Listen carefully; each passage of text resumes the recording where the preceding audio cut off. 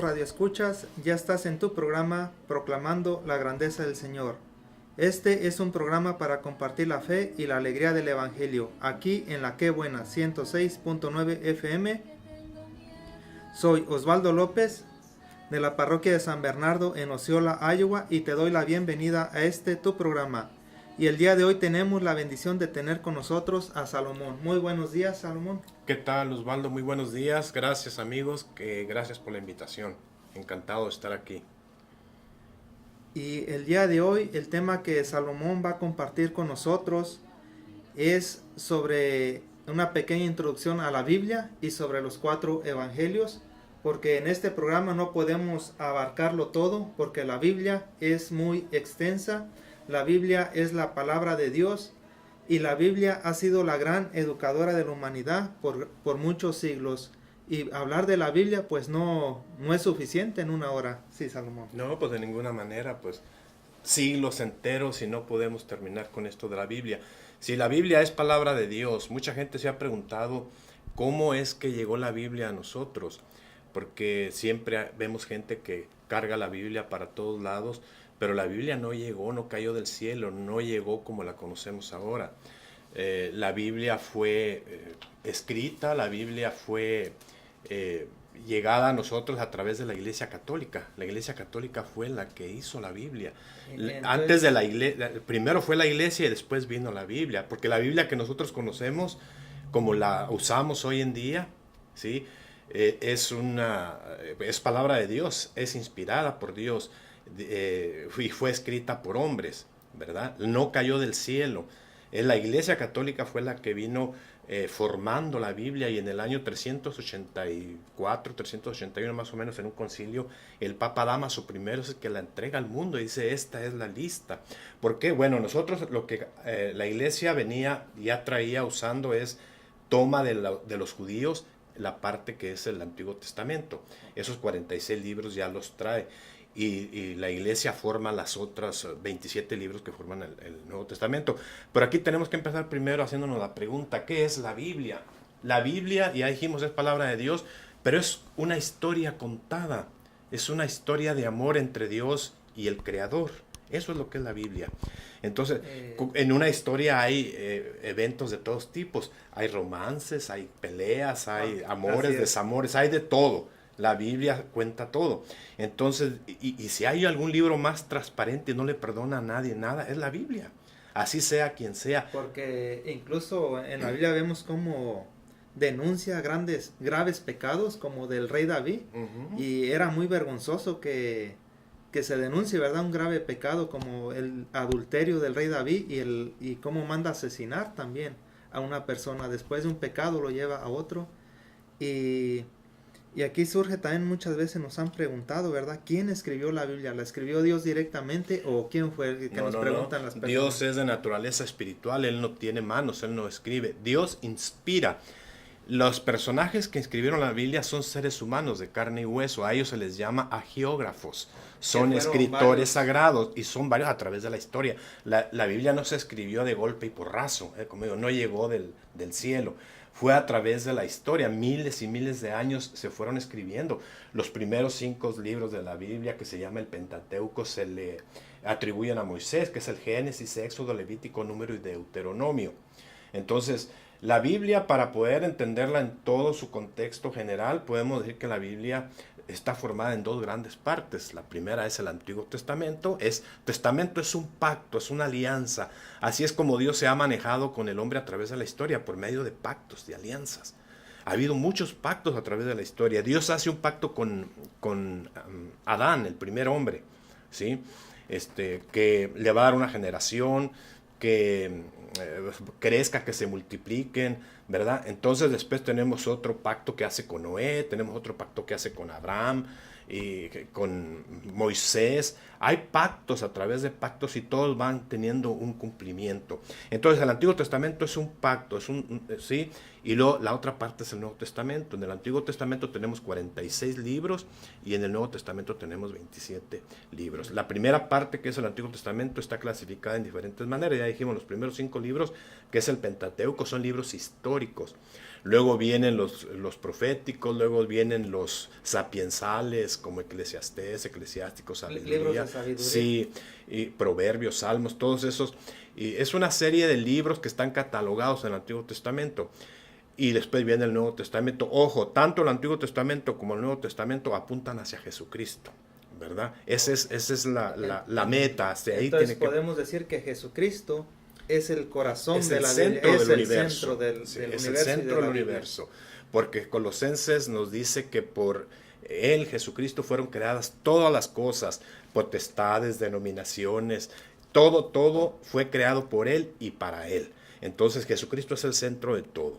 Entonces la Biblia, después de la caída de Adán y Eva, el primer hombre que Dios los había hecho para que vivieran, no para que murieran, no hubiera sido necesario, sin el pecado no cabe. Por ahí San Pablo en alguna cita nos menciona que si Adán no hubiera caído, la venida de Jesucristo hubiera sido innecesaria.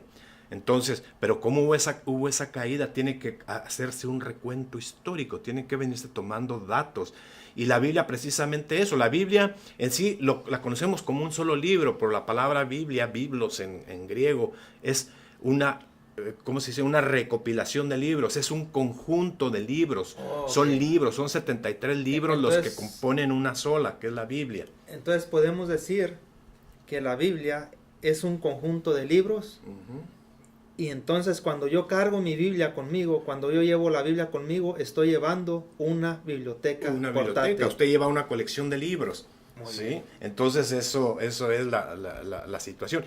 Y es un libro maravilloso porque nos va contando toda una gran historia, toda esa odisea que vivió el pueblo que Dios escogió.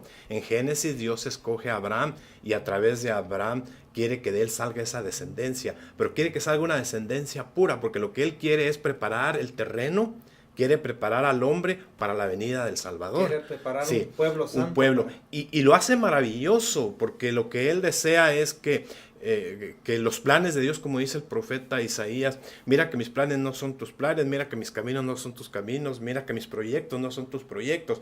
De manera que es paradójico ver que Dios escoge a un hombre anciano, casado con una mujer anciana y aparte estéril. Y Dios le hace una alianza con él, un pacto. Dice, a ti te voy a dar una descendencia tan grande como las estrellas del cielo y tan innumerables o incontables como las arenas del mar. Y esa es una alianza que Dios hace con Abraham. Y de ahí empieza a formar el pueblo de Dios, el que tiene que venir a preparar, de donde tiene que nacer el Salvador, el que viene a salvar al mundo, el Hijo del Hombre, ¿verdad? Ya más adelante los profetas como Daniel lo llama hijo de hombre, que lo ve en una visión, cómo viene bajando de las nubes hacia el cielo. Por eso nosotros, el Nuevo Testamento nos habla mucho acerca de lo que es el Hijo del Hombre. El Hijo del Hombre tiene que venir a ser como el primer Adán, como dice la carta a los Romanos. Tiene que venir como fue el primer hombre, como fue inmaculado, no tenía pecado, era inmortal. Así lo hizo Dios, el propósito de haberlo hecho. Entonces el Hijo del Hombre, eso es lo que significa. Jesús tiene que ser el inmortal, el Hijo del Hombre, el que viene a restaurar lo que el demonio le echó a perder a Dios, la creación. Entonces en la Biblia, en el Antiguo Testamento, vamos a encontrar a Dios que hace un pacto con su pueblo en el monte. Hizo muchos pactos. Lo hizo con Abraham. Acuérdense que yo no manejo muchos citas porque mi mente es muy teflónica, sí. no se me queda nada, pero sé que en Abraham, en alguna parte, creo que es el capítulo 17 del libro del Génesis, cuando Dios hace un pacto con Abraham, manda a descuartizar unos animales y los pone, hace un camino en una vereda en medio y los pone descuartizados, y entonces hace que pase cada uno por ahí. Lo que Abraham tenía que ver es lo que a mí me puede pasar si yo no cumplo con ese pacto. Dios pasa como en forma de llama en medio de esos cadáveres descuartizados, y entonces para formar una alianza. Pero el pueblo de Dios le falla, Dios no falló, Dios cumple lo que prometió. Por eso el Hijo del Hombre tiene que ser descuartizado, porque el plan original de Dios era así. Decía, que me pase a mí lo que le ha pasado a estos animales si yo no cumplo con lo que estoy prometiendo. ¿Qué le pasó a Jesús en la cruz? Fue exactamente descuartizado. Porque Dios cumplió, Dios dijo, aquí estoy, yo paso por esto y yo hago mi pacto. Porque incluso en el Salmo 21 se describe pasión de Cristo, dice, se pueden contar todos Todos mis huesos. Ya no soy hombre, soy más que un gusano. Mi lengua es como una teja reseca. Dice, ¿sí? los que me ven se espantan. Como la jaula de perros ladran, aúllan. Sí, está interesante. Y entonces esa es la historia que la Biblia nos viene contando, ¿verdad? Es una historia de amor. Esto es básicamente lo que es la Biblia. Es una historia de amor entre el Creador y su creación. Amén. ¿Verdad? Esa es la Biblia. Y en la Biblia se narran tantas cosas. Ahí vienen los jueces, vienen los reyes. Y ya usted hablaba del rey David, las tremendas... Si hubo un hombre pecador en este mundo que yo creo que tuvo todos los pecados por habidos y por haber, los tuvo David. Pero eso también lo llevó a arrepentirse. Porque, eso es genial, eso es maravilloso. Y escribir el hermoso Salmo 51, que es un salmo penitencial. Así, mira qué pecador soy desde el vientre de mi madre. Sí.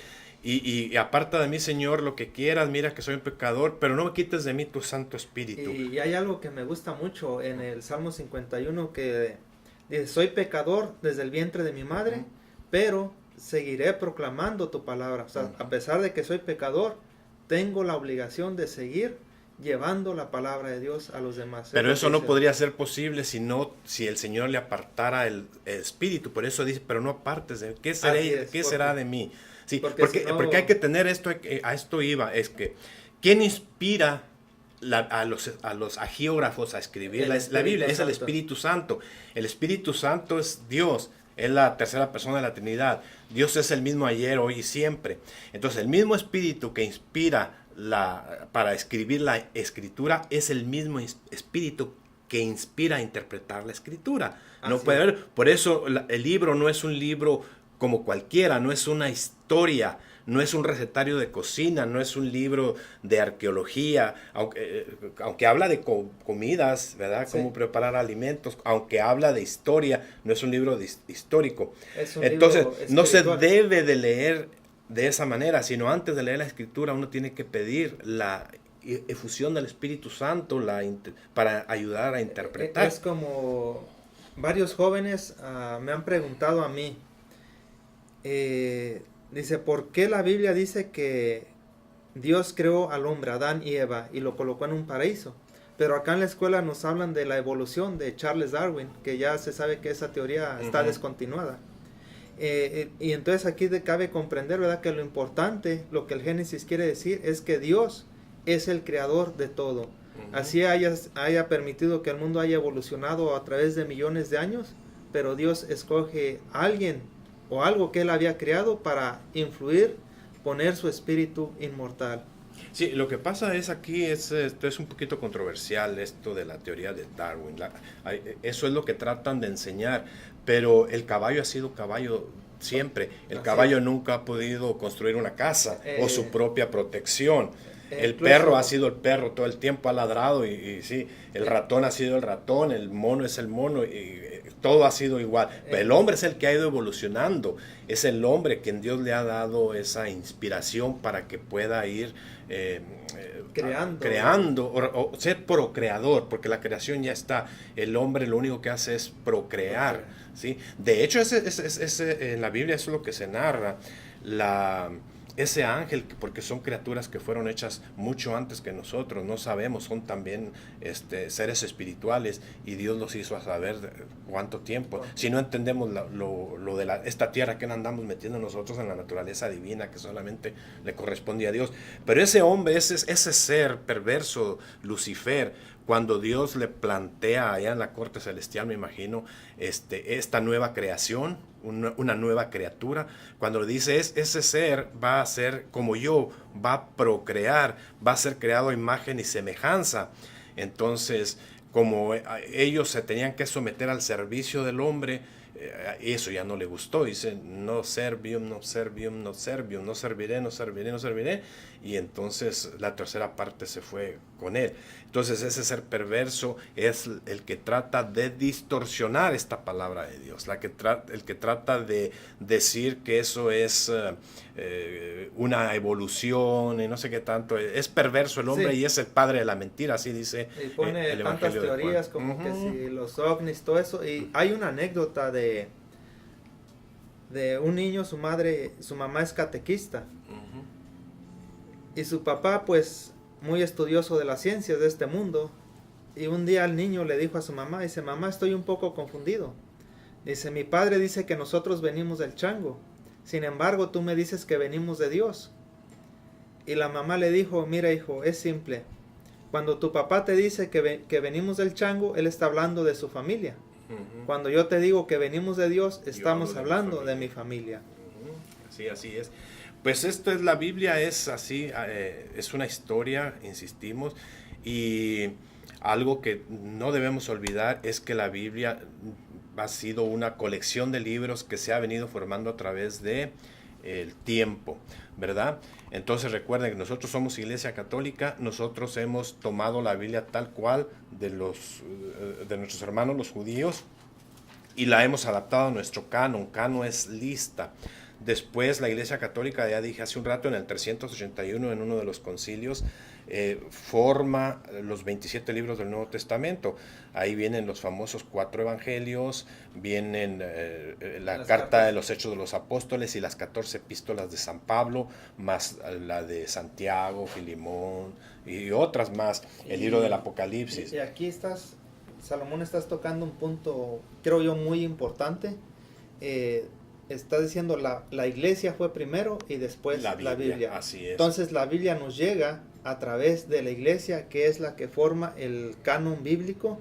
La iglesia es la que dice, estos libros son inspirados, estos no. Sí. ¿Qué pasaba en ese tiempo después de la muerte, resurrección y ascensión de Jesús? Cuando Jesús en Mateo 28 le dice a sus discípulos, vayan por todo el mundo, hagan discípulos a todas las naciones, bautícenlas en el nombre del Padre, el Hijo y el Espíritu Santo y enséñenles todo lo que yo les he enseñado. Entonces, ¿qué sucede con esa predicación cuando ellos salen a predicar? Pues se meten en unos problemas porque resulta que ya empieza a haber unas historias por aquí, otras historias por ahí, otras historias por acá y libros por aquí y libros por acá. Entonces ya muy temprano el Papa Dámaso dice, muy valiente, dice, a ver, vengan todos los teólogos del mundo, todos los agiógrafos, toda la gente conocedora de esto, vamos a trabajar, vamos a hacer una lista de libros que vamos a decidir aquí cuáles son los libros que deben de formar parte de la escritura. Siéntense, vamos a trabajar.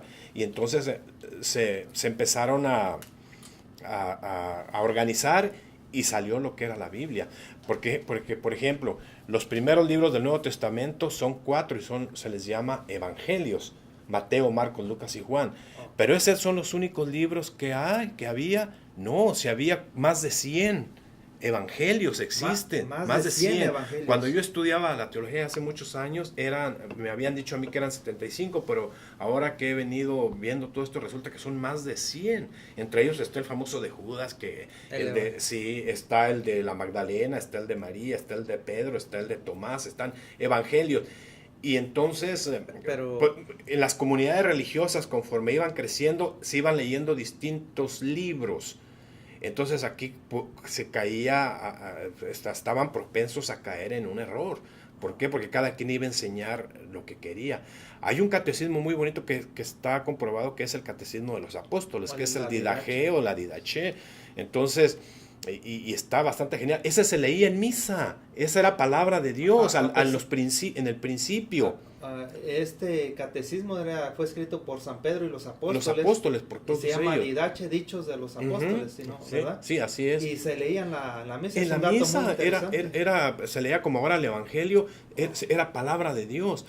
¿Por qué quedó fuera? Porque el Papa junto con su equipo de trabajo decidieron, fíjense, un Papa de la Iglesia Católica, el Papa Dámaso, Dámaso primero. ¿Cómo es que él decide? Esta es la lista, estos van a ser 4 evangelios y los demás, ¿por qué? Porque cuando iban a empezar a trabajar y dijeron, bueno, pues vamos a poner las reglas de juego para decidir que esto es palabra de Dios. Primero, para saber qué es un evangelio quiere decir buena noticia. Y a ver, para decidir que esto es palabra de Dios, tiene que haber testigos oculares que estuvieron ahí. Un testigo es el que está presente, el que ve y el que escucha. Sí, a mí no me venga a decir que fulano, porque a ver, ¿cuándo se escribieron los evangelios? Los evangelios no se escribieron en el momento en que Jesús pisaba esta tierra. sino se que hicieron fue muchos después. años después de que Jesús ya murió, Ya había resucitó, ascendido al ascendió. El primer evangelio se cree que fue el evangelio que conocemos como según San Marcos. Que se escribe alrededor Y- del año 60, 30 años. Muchos años después. 30 años después de que Cristo Sí. había... Entonces, vamos a ver, ¿quién era Marcos? Marcos era un muchacho muy inteligente, ¿verdad? Era el secretario de Pedro. Que lo también cua- se conoce como Juan Marcos, ¿verdad? Sí, sí, sí. Ahora, nosotros quizá podemos entender que Pedro no sabía o no era muy bueno para escribir. Entonces, quien le escribía todo era Marcos, su secretario. Entonces, es el evangelio más antiguo, o fue el primero, mejor dicho, que fue escrito. Ya muchos, y es el más corto, tiene 16 capítulos. Y algo que me gusta del Evangelio de Marcos, por ser el primero, cuando comienza el Evangelio de San Marcos dice, este es el comienzo de la buena nueva de Jesucristo. Así como el Génesis dice en el principio, que es el comienzo, también ahora está diciendo Marcos, este es el comienzo, ¿verdad? Sí. Este es un nuevo comienzo. Sí, entonces decimos, la iglesia decidió que solamente 4 evangelios iban a ser tomados y la regla de juego era que tiene que ser inspirado, tiene que ser por alguien que fue testigo, que estuvo, que escuchó, que vio.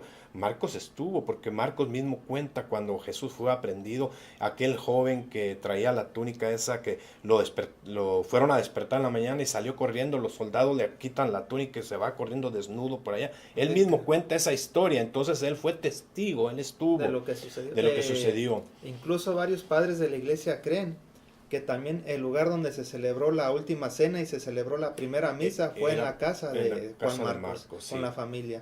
Así es. Vamos a una pequeña pausa, no le cambien, quédese con nosotros, estás en tu programa proclamando la grandeza del Señor y el día de hoy para aquellas personas que nos acaban de sintonizar, estamos hablando acerca de la Biblia con Salomón. Entonces, no le cambie, regresamos enseguida.